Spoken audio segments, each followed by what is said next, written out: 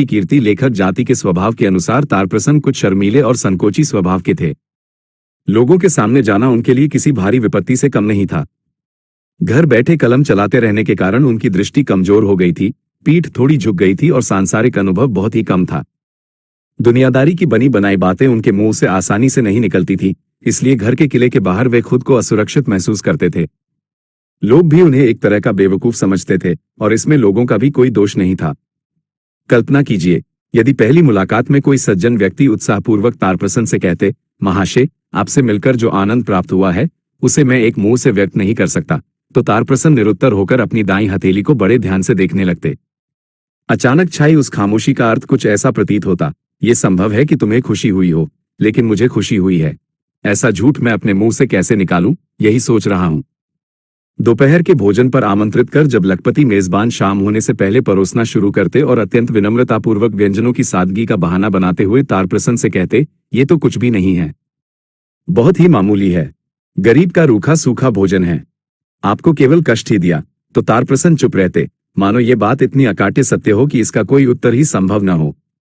कभी कभी ऐसा भी होता कि जब कोई भद्र व्यक्ति तारप्रसन को सूचना देता कि उनके जैसी अगाध विद्वत्ता वर्तमान समय में दुर्लभ है और स्वयं सरस्वती ने अपना पद्मासन त्याग कर तारप्रसन के कंठ में निवास कर लिया है, तब तारप्रसन इसका रत्ती भर भी विरोध नहीं करते थे, मानो सचमुच सरस्वती ने उनका गला दबा रखा हो।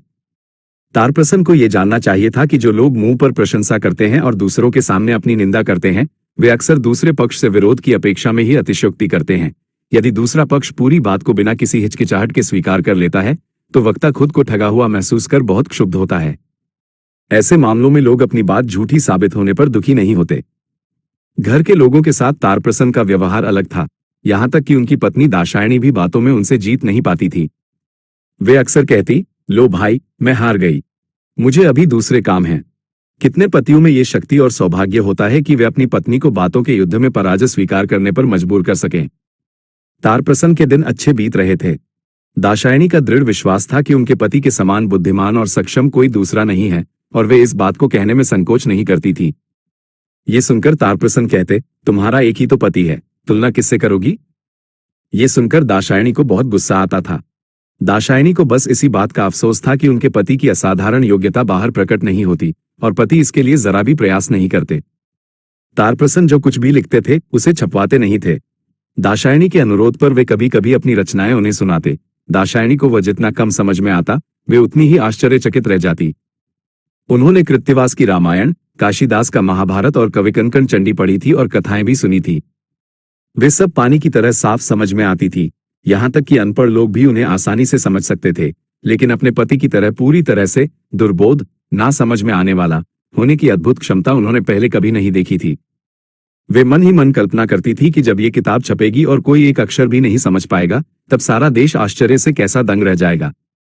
वे हजारों बार पति से कहती, इन रचनाओं को छपवाओ। पति कहते, किताब छापने के बारे में भगवान मनु स्वयं कह गए हैं, प्रवृत्तिरेष भूतानां निवृत्तितु महाफल। जीवों की स्वाभाविक प्रवृत्ति कर्म में होती है, किंतु उससे निवृत्त होना महान फलदायी है। तारप्रसन की 4 संतानें थी और चारों ही बेटियां थी। दाक्षायणी मानती थी कि यह उनकी अपनी ही अक्षमता है। इसी कारण वे खुद को अपने प्रतिभावान पति की एक अयोग्य पत्नी समझती थी। जो पति बात बात में ऐसे कठिन ग्रंथ लिखते हों, उनकी पत्नी की कोख से बेटियों के अलावा और कोई संतान न होना पत्नी की अकुशलता का और क्या प्रमाण हो सकता था।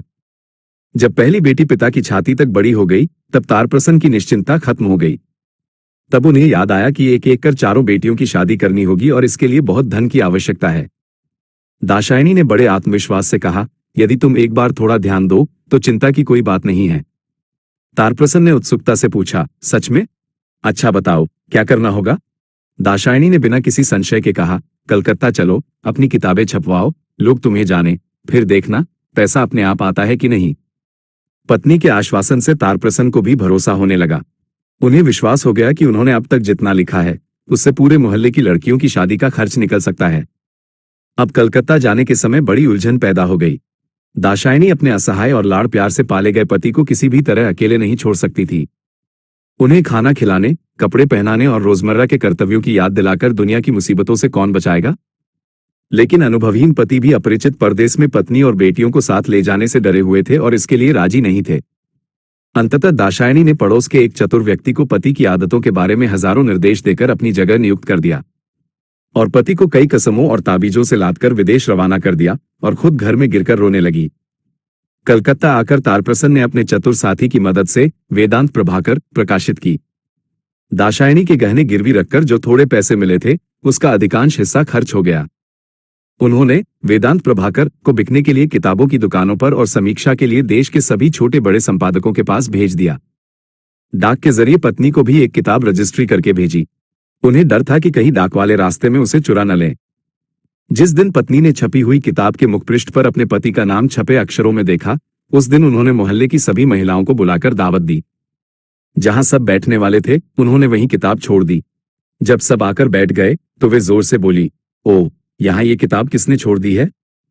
अन्नदा, जरा वो किताब देना भाई, मैं उसे उठाकर रख दूं। उनमें से अन्नदा पढ़ना जानती थी। उसने किताब अलमारी पर रख दी। कुछ देर बाद कोई चीज उतारने के बहाने उन्होंने उसे फिर गिरा दिया। उसके बाद अपनी बड़ी बेटी को संबोधित करते हुए कहा, शशि, क्या तुम्हें पिताजी की किताब पढ़ने का मन कर रहा है? तो ले लो न बेटा, पढ़ो। इसमें शर्म की क्या बात है? शशि की अपने पिता की किताब में कोई रुचि नहीं थी। थोड़ी देर बाद उन्होंने उसे डांटते हुए कहा, छी बेटा, पिताजी की किताब ऐसे खराब नहीं करनी चाहिए। अपनी कमला दीदी को दे दो, वे इसे अलमारी के ऊपर रख देंगी। यदि उस किताब में थोड़ी भी चेतना होती तो उस एक दिन के उत्पीड़न से वेदांत के प्राण ही निकल जाते। धीरे धीरे अखबारों में समीक्षाएं निकलने लगी। दाक्षायणी ने जो सोचा था वो काफी हद तक सच साबित हुआ। ग्रंथ का एक अक्षर भी समझ न पाने के कारण देश भर के समीक्षक हक्का बक्का रह गए। सबने एक स्वर में कहा, इतना सारगर्भित ग्रंथ पहले कभी प्रकाशित नहीं हुआ।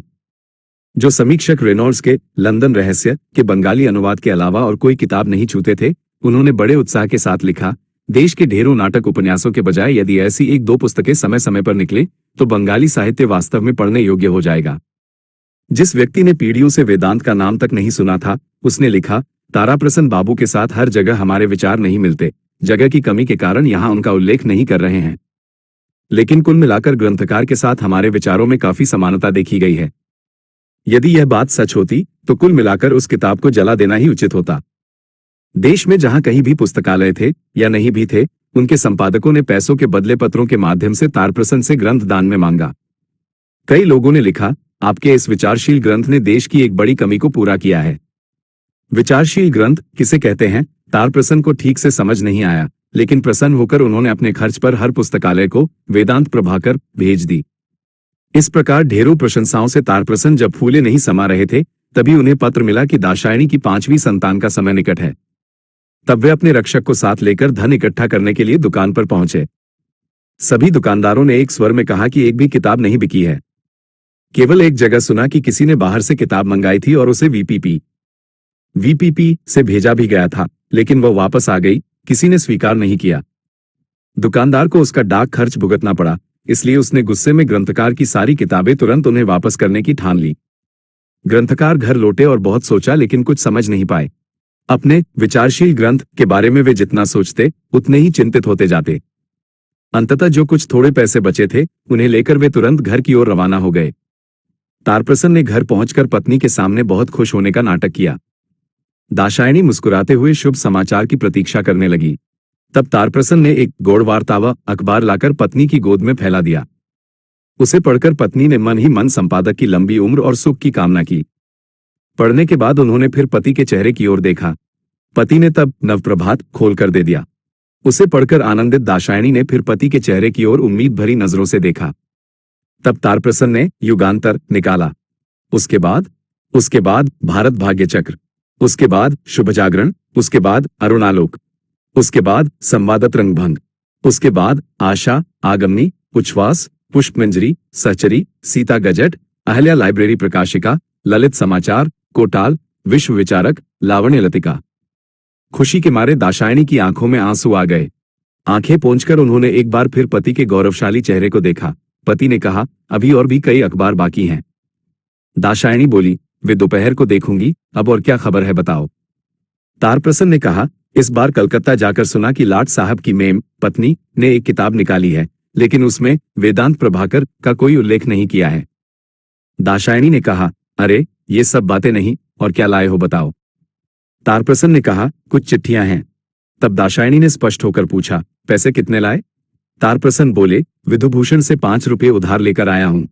अंत में जब दाक्षायणी ने पूरी बात सुनी तो दुनिया की ईमानदारी पर से उनका विश्वास उठ गया। निश्चय ही दुकानदारों ने उनके पति को ठगा है और बंगाल के सभी खरीदारों ने मिलकर दुकानदारों को ठगा है। अंततः अचानक उन्हें लगा कि जिस विधुभूषण को उन्होंने अपना प्रतिनिधि बनाकर पति के साथ भेजा था वह भी दुकानदारों से मिला हुआ है, और जैसे जैसे दिन बीतने लगा उन्हें स्पष्ट समझ आने लगा कि पड़ोस के विश्वंभर चटर्जी उनके पति के कट्टर दुश्मन हैं और यह सब उन्हीं की साजिश है। हाँ, यही बात है। जिस दिन उनके पति कलकत्ता रवाना हुए थे उसके 2 दिन बाद ही विश्वंभर को सड़क के किनारे कानाईपाल के साथ बात करते देखा गया था। विश्वंभर अक्सर कानाईपाल से बात करते रहते थे, इसलिए तब कुछ लगा नहीं था, लेकिन अब सब पानी की तरह साफ समझ आ रहा है। इधर दाक्षायणी की सांसारिक चिंताएं बढ़ने लगी। जब धन जुटाने का यह एकमात्र आसान तरीका विफल हो गया तो कन्या को जन्म देने का अपराध उन्हें 4 गुना ज्यादा तड़पाने लगा। वे विश्वंभर, विधुभूषण या बंगाल के निवासियों को इस अपराध के लिए दोषी नहीं ठहरा सकी। सारा बोझ उन्होंने अकेले अपने कंधों पर उठा लिया, बस अपनी बेटियों को भी उसका थोड़ा थोड़ा हिस्सा दे दिया। दिन रात एक पल के लिए भी उनके मन को शांति नहीं मिली। प्रसव के समय दाक्षायणी की शारीरिक स्थिति इतनी बिगड़ गई कि सब बहुत डर गए। लाचार तारप्रसन पागलों की तरह विश्वंभर के पास गए और बोले, भैया, मेरी ये 50 किताबें गिरवी रखकर यदि कुछ पैसे दे सको तो मैं शहर से अच्छी दाई ले आऊं। विश्वंभर ने कहा, भाई, उसके लिए चिंता मत करो, पैसे जो भी लगेंगे मैं दे दूंगा, तुम किताबें ले जाओ। ये कहकर उन्होंने कानाईपाल से बहुत मिन्नतें करके कुछ पैसे जुटाए और विधुभूषण खुद अपने खर्च पर कलकत्ता से दाई लेकर आया। दाक्षायणी ने न जाने क्या सोचकर पति को कमरे में बुलाया और उन्हें कसम देकर कहा, जब भी तुम्हें वो दर्द महसूस हो तो वो स्वप्न में मिली दवा खाना मत भूलना और उस सन्यासी का ताबीज कभी मत उतारना। ऐसी हजारों छोटी छोटी बातों पर उन्होंने पति के दोनों हाथ पकड़कर उनसे वादा लिया और कहा कि विधुभूषण पर जरा भी भरोसा नहीं है, उसी ने उनके पति का सर्वनाश किया है, वरना वे अपने पति को दवा, ताबीज और सारी कसमों के साथ उसी के भरोसे छोड़ जाती। इसके बाद उन्होंने महादेव के समान भोले और विश्वासी पति को दुनिया के निर्दयी और कुटिल साजिशकर्ताओं के बारे में बार बार सावधान किया। अंत में उन्होंने धीरे से कहा, देखो, मेरी जो बेटी होगी यदि वो जीवित रहे तो उसका नाम वेदांत प्रभा रखना, उसके बाद उसे सिर्फ प्रभा कहकर बुलाने से भी चलेगा। ये कहकर उन्होंने पति के पैरों की धूल माथे से लगाई। मन ही मन कहा, केवल कन्याओं को जन्म देने के लिए ही पति के घर आई थी, अब शायद वो मुसीबत टल जाएगी। जब दाई ने कहा, माँ, एक बार देखो बेटी कितनी सुंदर हुई है, तो माँ ने एक बार देखकर आंखें मूंद ली और धीरे से कहा, वेदांत प्रभा। उसके बाद उन्हें इस संसार में एक भी शब्द बोलने का मौका नहीं मिला।